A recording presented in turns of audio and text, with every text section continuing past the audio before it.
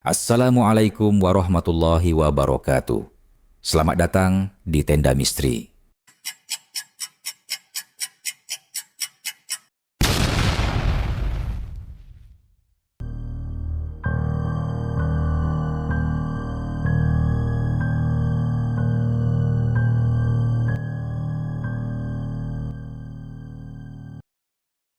Di sebuah kampung kecil bernama Gunung Wetan, tinggal seorang tukang bakso legendaris bernama Pak Mamat.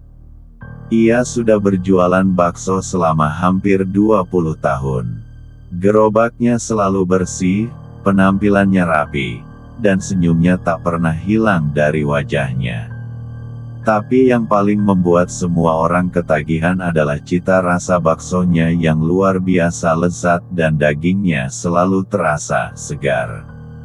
Suatu hari, seorang pemuda bernama Dedi yang baru pindah ke kampung itu ikut mencoba bakso Pak Mamat. Awalnya ia seperti warga lain, terpikat. Tapi setelah beberapa minggu, Dedi mulai merasa ada yang aneh. Setiap kali Pak Mamat muncul, selalu saja ada warga yang tiba-tiba menghilang. Ibu-ibu bilang mereka pindah, bapak-bapak bilang mereka ke kota cari kerja. Tapi anehnya, tak ada kabar sama sekali, bahkan dari keluarga korban. Rasa curiga itu tumbuh saat teman kontrakannya, Iwan, tiba-tiba hilang setelah bilang akan mampir ke rumah Pak Mamat malam-malam. Dedi panik. Ia mendatangi rumah Pak Mamat, sebuah rumah tua di pinggiran kampung yang dikelilingi kebun pisang. Rumah itu gelap, tapi pintu pagar tidak dikunci. Dedi memberanikan diri masuk lewat samping, dan saat itulah ia mendengar suara dentingan logam, seperti ada yang sedang menggiling daging di tengah malam. Pelan-pelan ia mengintip dari celah jendela dapur, dan apa yang dilihatnya membuat darahnya membeku. Pak Mamat sedang mencincang sesuatu di atas meja potong. Dedi melihat potongan tangan manusia tergeletak di samping mesin giling. Di rak kayu, tergantung beberapa kepala manusia yang kulitnya sudah mulai mengelupas. Bau anyir darah bercampur dengan aroma kaldu yang entah kenapa justru membuat mual.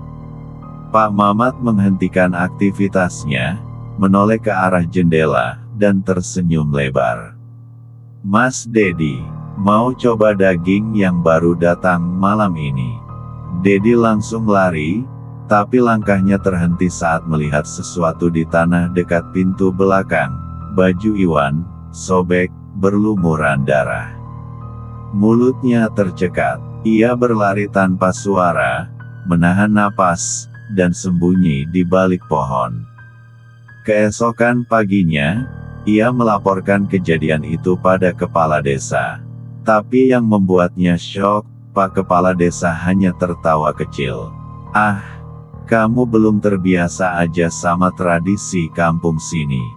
Di sini, kita percaya, yang segar itu, yang dikorbankan sendiri." Dedi menyadari satu hal, semua orang di kampung itu tahu. Mereka membiarkan itu terjadi. Bahkan mungkin, mereka bagian dari itu. Malam itu, Dedi berkemas untuk kabur. Tapi sebelum keluar rumah, ia menemukan surat itu dengan tangan di bawah pintu. Kata-kata, lebih besar dari, terngiang-ngiang di kepalanya seperti mantra kutukan. "Besok kami ada acara. Ia tahu, kamu, malam ini ia harus pergi, atau mati." Dan dari tanpa menyalakan lampu, bunyi kentongan tukang bakso mulai terdengar. Tapi saat membuka pintu depan, dua orang berpakaian adat kampung sudah berdiri di sana. Wajah mereka datar, mata mereka kosong. Mereka tersenyum tipis. "Pak Kepala Desa tunggu kamu di balai desa, Mas Dedi, untuk acara penyambutan," kata salah satunya dengan suara yang dingin, datar, tanpa emosi.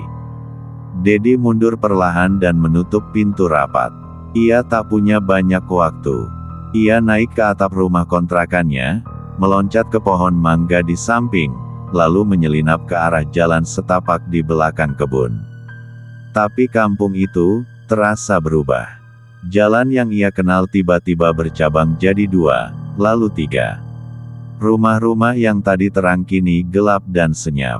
Seperti kampung ini hidup, dan tidak mau dia keluar. Dari kejauhan, suara gerobak bakso mulai terdengar. Tapi kali ini, bukan satu. Teng, teng, bakso. Teng, teng, bakso. 3, 5, 8 suara kentongan, datang dari berbagai arah. Seolah seluruh kampung diisi oleh tukang bakso. Semua jalan keluar kini diblokir oleh mereka, tukang bakso dengan wajah pucat, mata melotot, dan gerobak yang berlumuran darah segar. Dedi lari ke sawah. Lumpur menahan kakinya. Ia nyaris terjatuh. Tapi tiba-tiba, seseorang menarik lengannya dari semak-semak. "Ayo ikut saya," bisik suara itu. Seorang nenek tua, matanya buta tapi wajahnya penuh luka sayatan. Ia membawa Dedi ke sebuah pondok tersembunyi di ujung hutan kecil di belakang kampung. "Nenek dulu korban juga, tapi selamat. Tapi kamu," mereka sudah tandai. "Daging kamu dianggap istimewa karena kamu orang luar." Dedi terdiam, nafasnya terengah. "Kenapa mereka lakukan ini?" Nenek menjawab lirih. "Setiap gerobak bakso di kampung ini adalah warisan dari perjanjian lama. Perjanjian dengan makhluk yang lapar dan haus darah. Setiap bulan purnama harus ada korban. Dan setiap korban membuat mereka tetap bisa hidup normal di siang hari." Dedi mulai sadar, warga kampung itu bukan manusia biasa, mereka adalah bagian dari sektenya Pak Mamat. Tiba-tiba, suara kentongan makin dekat. "Teng, teng, sudah terlambat," bisik sang nenek. Dinding pondok itu mulai berdarah. Suara bisikan terdengar dari balik dinding. "Lebih besar dari kamu, tamu istimewa. Jangan lari." Lalu, dari bawah tanah, tangan-tangan hitam merobek lantai kayu, mencengkeram kaki Dedi, menariknya masuk ke dalam lubang yang dalam dan gelap. Dan saat Dedi menghilang di telan tanah, terdengar suara Pak Mamat dari kejauhan. "Lebih besar dari baksonya, akan lebih lezat malam ini." Gelap, dingin, bau amis menyengat. Dedi tersadar dalam sebuah ruangan bawah tanah. Dindingnya penuh ukiran simbol aneh. Di sekelilingnya, puluhan mayat tergantung seperti daging sembelihan. Beberapa di antaranya masih hangat. Salah satunya adalah Iwan, temannya, yang kini tanpa kaki. "Selamat datang di dapur utama." Suara Pak Mamat menggema dari balik kegelapan. Lampu menyala. Dedi terbaring di atas meja batu. Tangannya diikat, tubuhnya lemas, tapi pikirannya masih sadar. Di sebelahnya, terlihat pisau-pisau besar, gergaji daging, dan alat-alat sembelih. Ada satu meja khusus berisi rempah-rempah dan saus yang biasa dipakai buat kaldu. Pak Mamat mengenakan celemek merah, dan di belakangnya, berdiri seluruh warga kampung, termasuk Pak Kepala Desa, semua memakai celemek yang sama. Semua tersenyum. "Kami sudah lama menantikan momen ini. Dagingmu akan jadi sajian utama saat purnama malam ini," kata Pak Mamat sambil mengelus pipi Dedi dengan ujung pisaunya. Namun, saat pisau itu nyaris menembus kulit Dedi, lampu tiba-tiba padam.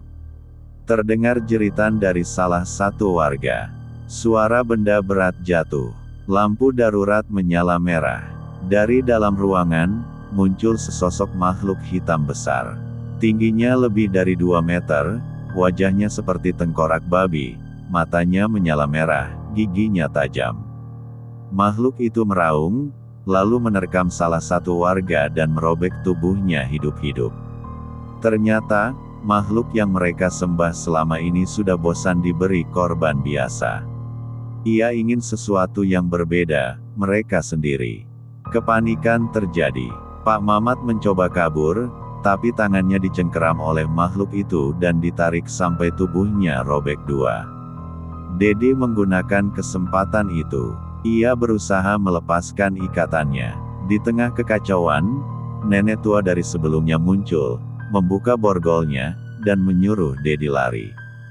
"Kamu yang terakhir, selamatkan dirimu," katanya, sebelum ia sendiri disambar oleh makhluk itu. Dedi berhasil keluar dari ruang bawah tanah, melintasi gang sempit, melompat keluar dari rumah Pak Mamat yang kini terbakar dari dalam. Ia berlari sepanjang malam, sampai ke jalan utama, dan akhirnya dijemput oleh truk yang lewat di pagi buta.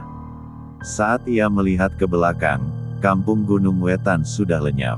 Hanya hutan, seolah kampung itu tak pernah ada. 1 bulan kemudian, Dedi tinggal di kota, masih trauma. Tapi suatu malam, ia mendengar suara yang membuatnya hampir gila. Lebih besar dari teng, bakso. Ia keluar rumah. Tidak ada siapa-siapa. Tapi di depan pintu rumahnya, ada 1 mangkuk bakso panas. Dan di dalamnya, ada potongan kecil kalung iwan. Sudah 1 bulan sejak tragedi di Gunung Wetan. Tapi bagi Dedi, malam tidak pernah terasa benar lagi. Ia sudah pindah ke kota, tinggal di kos kecil dekat terminal, dan bekerja serabutan. Tapi mimpi buruk itu tak berhenti datang.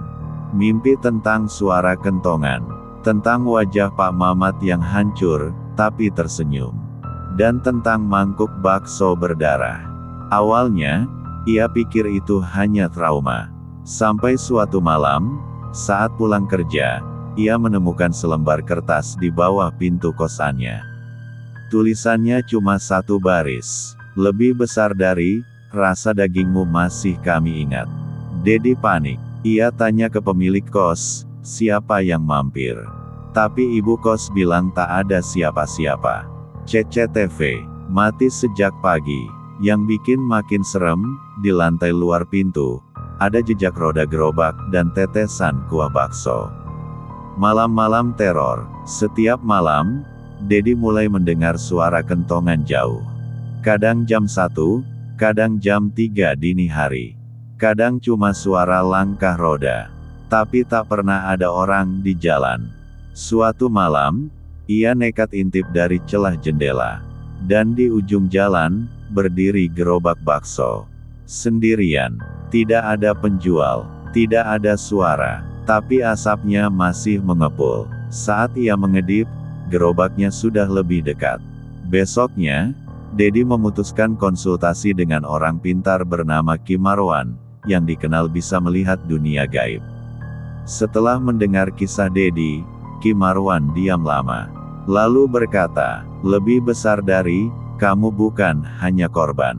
Kamu adalah bagian dari warisan mereka sekarang. Kau sudah diikat dengan darah, kau telah dicicipi oleh mereka." Dedi bingung.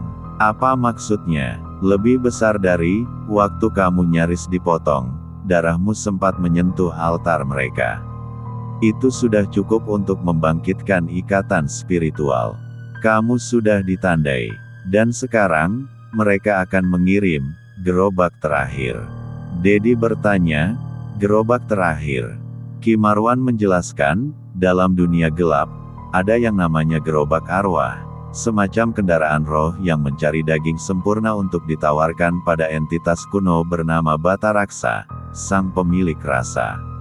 Siapapun yang sudah ditandai, akan dikejar sampai akhir.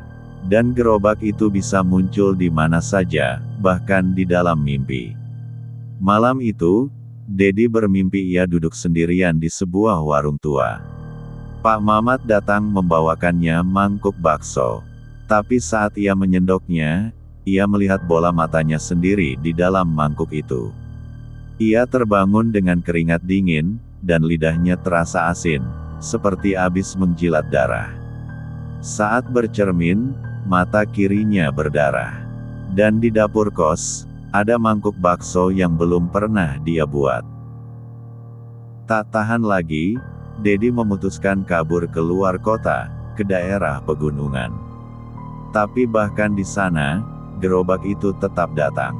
Kadang hanya suaranya, kadang hanya aromanya. Tapi malam ketiga, gerobaknya muncul di depan tenda. Ia lari ke hutan, tapi kali ini, ia tak sendirian. Sosok Iwan muncul dari balik kabut. Wajahnya pucat, matanya hitam, dan suara berat. Lebih besar dari kita semua, masih di dalam perut mereka. Dedi berteriak. Ia jatuh, tak sadarkan diri. Saat ia bangun, ia berada di ruangan kayu. Terikat lagi, tapi bukan di Gunung Wetan. Di sekelilingnya, puluhan gerobak bakso, masing-masing dijaga sosok berjubah hitam. Dan di ujung ruangan, gerobak emas. Dari dalamnya muncul sesosok makhluk besar berkulit merah tua, bertanduk, dengan lidah panjang menjulur. Lebih besar dari, akhirnya, daging yang melarikan diri datang kembali. Pak Mamat muncul, setengah wajahnya hancur, tapi tetap tersenyum. Selamat datang kembali, Mas Dedi. Kali ini, kami tidak akan gagal menyajikan kamu. Di ruangan raksasa yang dingin dan penuh gerobak, Dedi diikat di atas altar batu hitam. Dikelilingi oleh puluhan tukang bakso berjubah. Gerobak emas berdiri di depan, dan dari dalamnya, muncul bata raksa. Wujudnya menjijikkan, percampuran babi, manusia, dan raksasa. Bau amis menyengat, lidahnya panjang menjulur hingga menyentuh lantai. Lebih besar dari daging manusia yang melarikan diri, akan menjadi sajian yang mengikat dunia ini dengan kami untuk 1000 tahun lagi. Gumam bata raksa dengan suara seperti gemuruh perut lapar. Pak Mamat mengangkat pisau perak panjang. Warga mulai melantunkan mantra, dan suara kentongan mulai berdentang lebih cepat, lebih keras. Tapi tepat saat pisau menyentuh kulit Dedi, matanya terbuka. Lebih besar dari sekarang. Mantra putus. Langit-langit meledak. Cahaya menyala membakar ruangan. Dari atas, Ki Marwan turun bersama 3 sosok misterius berpakaian putih dengan lambang mata di dada. Mereka adalah bagian dari pagar jagat, kelompok rahasia pelindung batas alam manusia dan dunia hitam. Lebih besar dari, kita tidak akan biarkan kau bangkit lagi, bata raksa. Teriak Ki Marwan sambil menancapkan tongkat berisi besi kuning ke lantai batu. Gerobak-gerobak mulai meleleh. Tukang-tukang bakso itu menjerit, kulit mereka mengelupas. Sebagian berubah jadi monster berkaki 4. Pak Mamat berusaha kabur, tapi Dedi berhasil membebaskan tangannya, dan menyambar pisau. Dedi menghampirinya perlahan. Lebih besar dari, kamu bilang dagingku istimewa, kan? Plak, Dedi menghantamkan pisau itu ke wajah Pak Mamat, menusuknya berulang-ulang, sampai tubuhnya tak lagi bisa dikenali. Darahnya mengalir ke lantai, bercampur dengan kuah yang entah dari mana datangnya. Tapi bata raksa belum selesai. Makhluk itu melolong dan menyerap tubuh-tubuh tukang bakso yang tersisa. Tubuhnya membesar, dan mulai membuka mulut raksasa di perutnya. Ki Marwan menjerit, Dedi. Dia terikat denganmu. Kamu satu-satunya yang bisa menguncinya kembali. Dedi ragu. Tapi di saat genting itu, ia mengambil jantung Pak Mamat yang terjatuh, lalu memakannya. Ya, dimakan. Tubuh Dedi mendadak panas, matanya menyala merah. Tangan kanannya berubah menjadi cakar hitam. Ia melompat ke arah bata raksa, dan menusuk jantung monster itu dari dalam mulutnya sendiri. Suara ledakan memekakkan telinga. Semuanya meledak dalam cahaya putih. Beberapa minggu kemudian, Dedi duduk di sebuah warung kecil, jauh dari kota. Rambutnya sudah beruban sebagian, matanya kosong. Seorang bocah kecil mendekat dan berkata, Bang, katanya dulu abang lawan tukang bakso iblis ya. Dedi hanya tersenyum miring. Lebih besar dari, tukang bakso bisa kamu temukan di mana-mana. Tapi kalau gerobaknya gak ninggalin jejak roda, jangan pernah kamu pesan. Ia berdiri, meninggalkan uang di meja. Dan saat ia melangkah pergi, bayangannya tak menempel di tanah. Seakan sebagian jiwanya masih di dalam dunia mereka. Tanda hubung, tanda hubung, tanda hubung. Tamat.